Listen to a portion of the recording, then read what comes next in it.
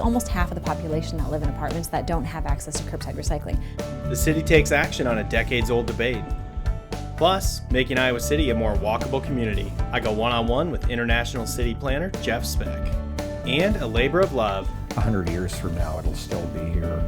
After restoring this historic home, the owner takes steps to preserve the past.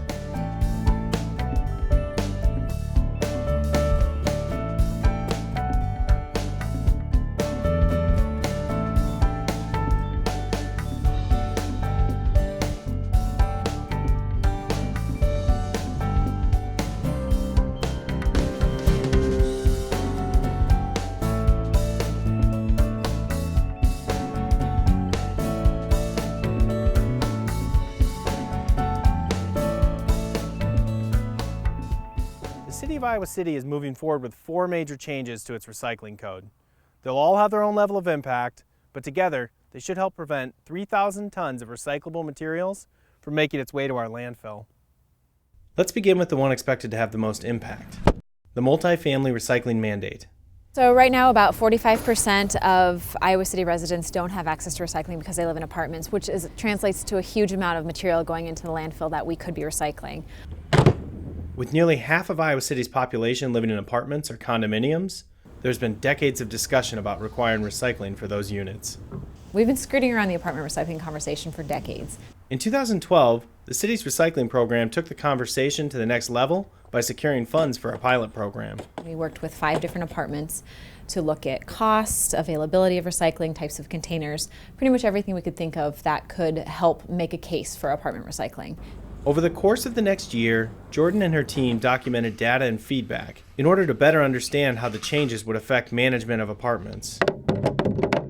We've had lots of great conversations with landlords about what their concerns are and how we'll be able to address some of those. So this code change will hopefully be able to tie in everything that everybody wants as far as recycling and not be too burdensome on the apartment owners. The idea is to integrate the mandate over the course of the next 2 years by requiring management to implement the changes in order to renew a permit. The requirement for recycling is going to be tied to rental permits. So those roll over every 2 years. So apartments will essentially have time to kind of work that in, and they'll just have to have it before their next permit renewal. Recycling services will be made available through private haulers. Most will probably have a dumpster in their alley or outside of their apartment, just like they do for trash. So it's going to be really similar to that setup. This change promises to make a big impact. We're looking at this diverting around 1,700 tons a year. Another major change being implemented will allow food refuse to be included with yard waste collection. Both are already being used at the city's landfill to make a rich compost, which is then sold back for use in gardens and yards. To this point, though, the majority of food waste has come from the University of Iowa and a few restaurants and grocery stores that partner with the landfill. Now, residents who purchase an annual yard waste sticker for $25 will be able to mix in food waste for curbside collection. These trucks are already running up and down the street, picking up material that's coming to the exact same facility and the exact same pile, literally. So this is just common sense to add more material to that same route and offer another service to the community.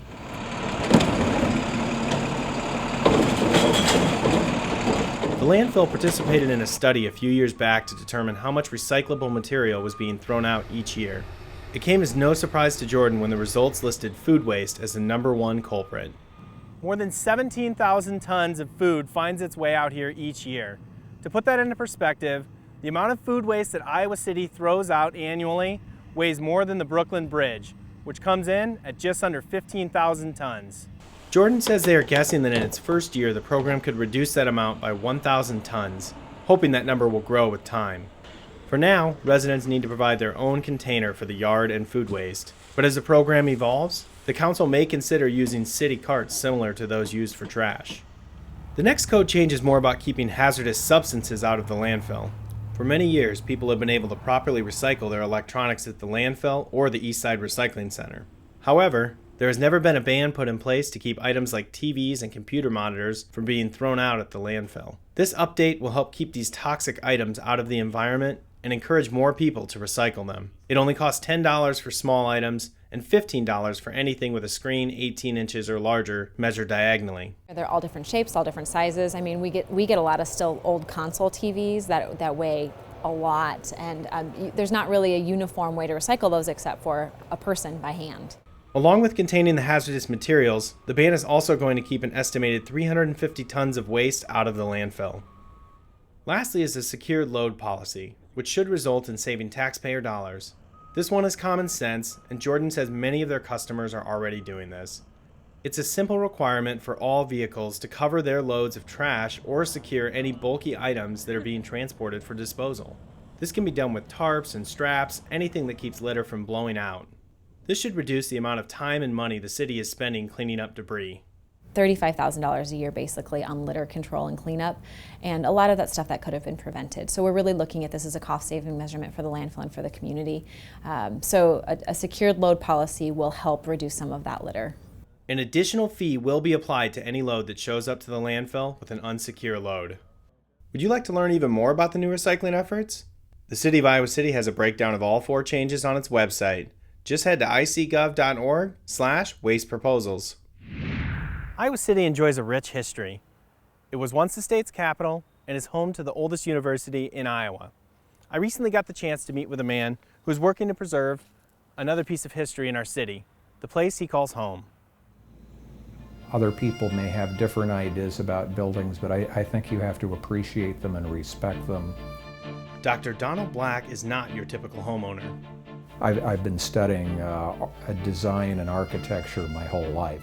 He knows everything about his home. The gutters and the collection ducts were salvaged from the Children's Hospital. What I would call a hidden door. This is a closet. And for good reason. The house that sits at 715 West Park Road was built nearly 100 years ago. Completed in 1917, the home was commissioned by Dr. Albert Byfield, the founding department chair of the pediatrics department at the University of Iowa College of Medicine. I figured this was Dr. Byfield's study. Black first recognized the beauty of the home when he moved to Iowa City in 1982, locating here for residency training in psychiatry at the university. But it wasn't until 2003 that Black purchased the home with his partner, John Chatema. Run down from neglect, the two decided to take on the challenge of restoring it to its original beauty. So we had to completely renovate the house, but we wanted to make sure that what we did was compatible with the architecture. After putting in a full year of restoration work before moving in, the two decided that just enjoying the finished product wasn't enough. But we also wanted to have this house recognized for what it is. And that's a great house, great architecture, and so many years ago we thought of having it listed on the National Register. There are 2 major factors considered when applying to be added to the National Register of Historic Places: the history and the architecture. There are no other houses like this we know of in Iowa. The home is English arts and crafts, which is quite rare according to Alicia Trimble of the Iowa City Friends of Historic Preservation. From the lack of symmetry to the clay tile roof, every unique detail was noted as part of the application process. The windows are leaded, so where we might have muttons or those strips between windows that where individual panes of glass sit, instead of having wood muttons, this house actually has leaded glass, which is not something you see in the United States, and I've never seen it in the Midwest. The nomination is being reviewed by the State Historical Preservation Office. The final decision will then be made by the National Park Service. Sadly, John will never get to see the home listed on the National Register. He died unexpectedly in his sleep in 2014. Perhaps spurred by the tragic loss, Dr. Black's motivation to have their home listed grew even stronger. That will be the icing on the cake for the work that we did with this house, to have it recognized. His biggest fear is that the large lot and its proximity to the university would catch the eye of someone who sees this space as an opportunity to cash in. I could imagine a developer saying, geez, I could tear down that house and put up 6 townhouses in a row and call it Byfield Acres and make a lot of money. But I think that would be a tragedy. And so hopefully that sort of action can be bypassed, and listing it on the register may help. As for Trimble, she sees it as a responsibility to preserve a handcrafted work of art. If we tear a house down or gut a house like this, we throw all of that into the landfill, and all of that energy is wasted. There's no way to get products like this anymore, and there's no way to get the embodied energy back from building the house. That level of respect for the home is exactly why Dr. Black sees the Byfield house as something bigger than himself, worth maintaining its integrity for a greater cause. I'm not going to be living here forever, and there are going to be future owners, and I would hope that it would alert the owners to the fact that they have a special property and they need to conserve it. They are just occupants of that property temporarily. Iowa City prides itself on being a pedestrian-friendly community, but would it be considered a walkable city? Joining me is Jeff Speck, international author and advocate for a walkable city. Jeff, thanks for joining me during your stop here in Iowa City. My pleasure. Can you tell me a little bit about the idea of a walkable city and expand on what that means for you? Well, you know, in America, most people end up buying cars and driving them, at least for some portion of their lives. And most of our cities in America that are walkable cities still have a lot of people driving. But the question is really, is the drive necessary? Is the automobile this instrument of freedom that makes your life better, or is it a necessary prosthetic device that you need to live your life? A walkable city is a city in which the car is not something you need every day for all of your activities. And you talk a little bit about in your book that having a walkable city can solve a whole host of problems that we have as a society. Can you identify some of those problems that we have? The most interesting experiences of being a planner in the U.S., a city planner, is to have been advocating for walkable cities for some time and seeing a certain amount of interest in the general public, but then witnessing over the past about 15 years 3 other groups who people really listen to who are advocating for walkable cities for their own reasons, which are much more convincing.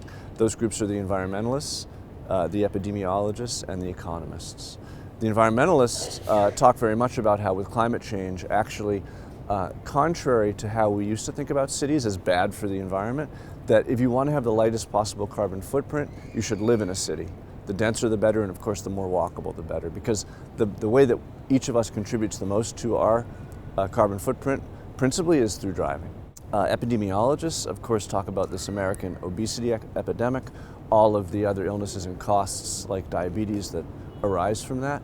And then finally, the economists make it very clear, between 1970 and 2010, we doubled the number of roads in America, and we've basically gone from spending 1/10 of our income on transportation to spending 2/10 of our income on transportation. So because we've burdened ourselves with this obligation of driving everywhere, we've actually made it very expensive for us to get anywhere, and working class Americans and poor Americans are tremendously burdened by the cost of driving.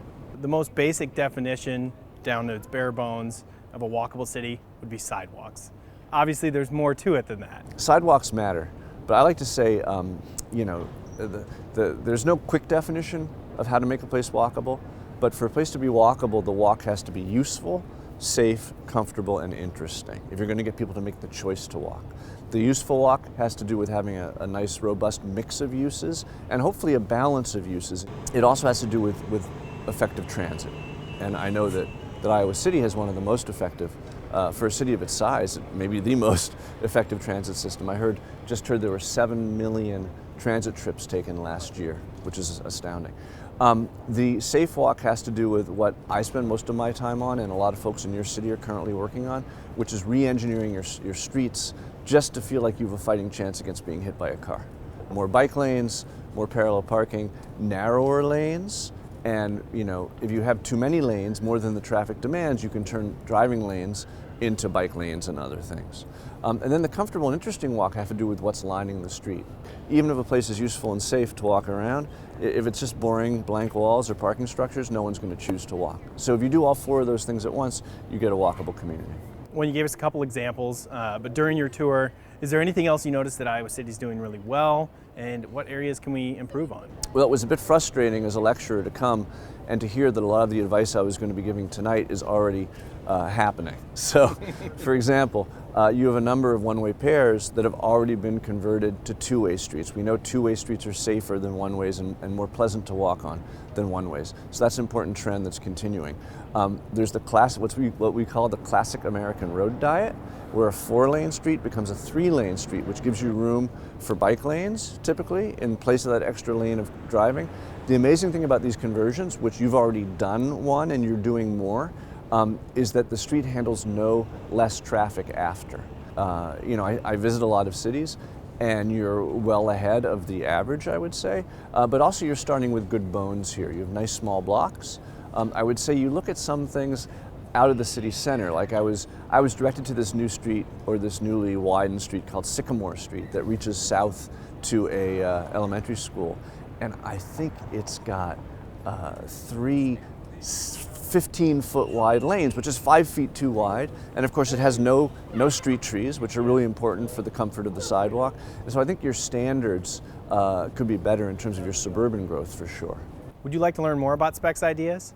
You're in luck. City Channel 4 recorded his entire presentation during his stop in Iowa City.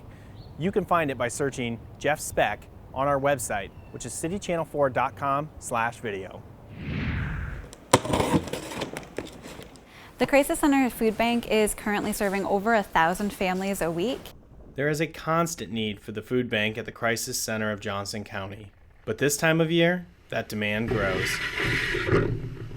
During the holidays, there are so many other expenses that build up, and being able to provide a meal for a family is really important to us, and it's been really important to the community. That's why the food bank began a new tradition 29 years ago. Project Holiday was started decades ago as an opportunity to provide a special above and beyond service for people who really can't afford to celebrate the holidays otherwise. During the month of November, residents in Johnson County can sign up for a free, customized holiday meal that will be distributed the week before Christmas. Because they expect to serve around 1,800 families, it makes more sense for the Crisis Center to buy the meals in bulk rather than take the traditional food donations. That means they need monetary donations to buy the supplies. And just $25 will support a whole family in having a holiday meal this year. There are a few different ways to donate. You can give in person at the Crisis Center or contribute on their website. You will also begin seeing tag sites at businesses around Iowa City. That's the third option. The community has always come through for us, so we have no doubt that that'll happen again this year. Organizers say just one contribution speaks volumes, because you are helping a family create memories. The kitchen is a really important place, and the dinner table is a really important place to begin those family traditions and bring families together. So this is more than just feeding people. This is about bringing families together.